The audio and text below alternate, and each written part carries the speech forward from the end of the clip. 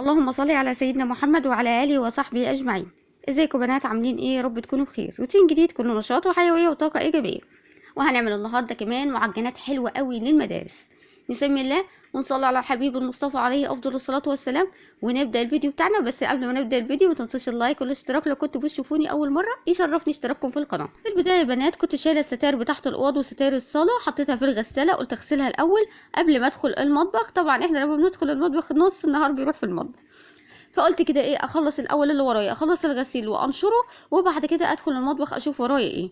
دايما كده لما يكون معاكي حاجه عايزه تخلصيها في الشقه خلصيها الاول قبل ما تدخلي المطبخ. طبعا بتنسي نفسك في المطبخ، غدا فطار مواعين، ده معايا بياخد وقت. فاحنا ايه، نخلص الحاجه الاول اللي ورانا في الشقه وبعد كده ايه ندخل المطبخ. المهم خلصت يا بنات الغساله كده وابتديت ان انا انشر ايه الستاير. طبعا الستاير كبيره شويه، فابتديت ان انا اتنيها من النص كده وانشرها على المنشر. زي ما قلت لكم انا بحب انشر على المنشر، يعني بستسهل ان انا انشر على المنشر، وهي كده كده الستاير خفيفه فمش هتاخد وقت خالص، نص ساعه كده وهتكون نشفت. خلصت بقى يا بنات وقلت بقى ادخل اعمل معجنات. المعجنات دي حلوه قوي للمدارس، كل سنه وانتم طيبين كده بنستعد للمدارس، المدارس خلاص على ابواب. هنحتاج ايه في المعجنات؟ معلقه كبيره من الخميره الفوريه، معلقتين سكر، معلقه صغيره من الخل، ربع كوبايه صغيره من الزيت، كوبايه من الحليب الدافي تقدري تستبدليها بميه دافيه.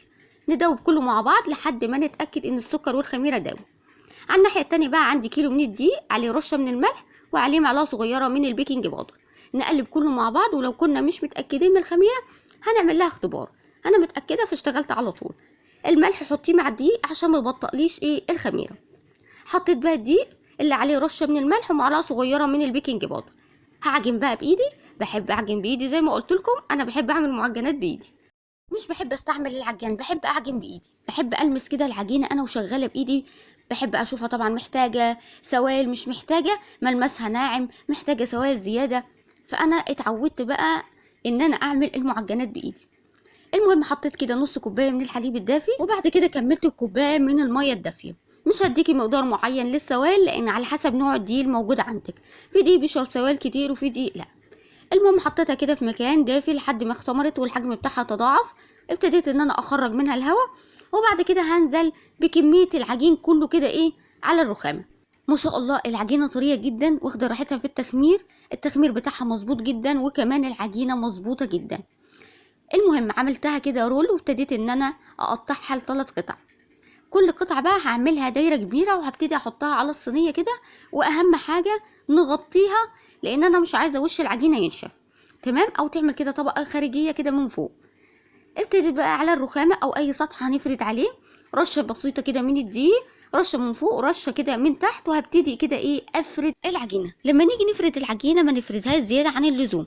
طبعا العجينه بتاعت النهارده طريه جدا فبتتفرد معاكي بكل سهوله، هو ده السمك المطلوب في العجينه بتاعت النهارده، ولا رفيعه ولا سميكه. نيجي بقى للحشو. الحشوه دي اختياري على حسب ما انت عايزه، او اولادك بيفضلوا ايه في الحشوه، بيفضلوا الحلو ولا بيفضلوا الحادق. تقدري طبعا تحشيها ده وده، يعني تقدري تعملي نصها حلو ونصها حادق. الحلو طبعا تقدري تحشي مربى، شوكولاته، نوتيلا. الحادق اي نوع جبنه بيفضلوه اولادك. حطيت طبعا الجبنه، فردتها كويس وابتديت ان انا الف العجينه رول زي ما احنا شايفين. بس اهم حاجه نقفل العجينه كويس لانها لسه هتختمر وهتتحط في الفرن وانا مش عايزاها تتفتح معايا في الفرن، فلازم نقفل العجينه كويس. طبعا المدرسه هتفتح وهنيجي بقى نحتار كل يوم هنحشي ايه هنعمل ايه. اكتر حاجه بتبقى ممله هي السندوتشات، يعني هتحشي كل يوم ايه، والاولاد بيملوا بسرعه. فاحنا لازم كده ايه نغير لهم ونشكل لهم كده كل فتره وفتره كده، نعمل نوع من انواع المعجنات بيغني شويه عن السندوتشات، وهتشتريه من بره غالي جدا، فليه بقى احنا نعمله باقل التكاليف في البيت وبيطلع معاكي زي الفل. حلو قوي كمان لما تحطي كام واحده كده في اللانش بوكس مع اي نوع فاكهه، مع العصير، مع خيار، حلو فطار زي العسل للاولاد في اللانش بوكس. طبعا التقطيع على حسب ما انت عايزه كبيره عايزاها صغيره زي ما تحبي. هنسيب اهم حاجه كده مسافه بين الواحده والتانيه لانه لسه هيختمر والحجم بتاعه يتضاعف. خلاص هنا اختمر، وابتديت بقى اجيب بضايه وعليها 3 4 معالق كده من الحليب ومعلقه صغيره من الخل، وهبتدي ادهن بيه ايه المعجنات. طبعا الخل بينهي عن زفاره البيض، يعني ما تقلقيش خالص من زفاره البيض. دهنت كده المعجنات وابتديت اضيف عليه كده من فوق رشه كده من السمسم، رشه من حبه البركه زي ما تحبي، دي اختياري. خلاص كده هبتدي احطه كده في الفرن على نار عاليه الاول طبعا، وبعد كده هدي النار لحد ما المعجنات بتاعتي تستوي. معجنات سهله وبسيطه وطعمها بجد جميله جدا. كمان كيلو دقيق بيعمل معاكي كميه حلوه قوي، يعني كميه محترمه. ده بقى الشكل التاني اللي انا عملته. انت معاكي بقى العجينه وابدعي بقى اي شكل انت عايزاه اعمليه. الشكل التاني ده حلو قوي للاولاد، يعني حلو تحطي اتنين كده في اللانش بوكس مع علبه عصير وكمان اي نوع فاكهه وحبه خيار، هيبقى فطار قمر. المهم خلصنا بقى، ونيجي بقى لغسيل المواعين اللي هو مش بيخلص، كل حاجه بتخلص الا المواعين. بس على اليومين يا بنات احنا قدها، يعني لو الحوض مليان قد المواعين دي 100 مره قدها، هنغسلها ومش هنقول لا. ما علينا يا بنات. بالنسبه بقى للمعجنات بتاعت النهارده، اول ما تخرج من الفرن لازم تغطيها كده بفوطه مطبخ عشان تفضل معاكي طريه. هنغطيها لمده 3 4 دقايق وبعد كده هنشيل الفوطه. تمام.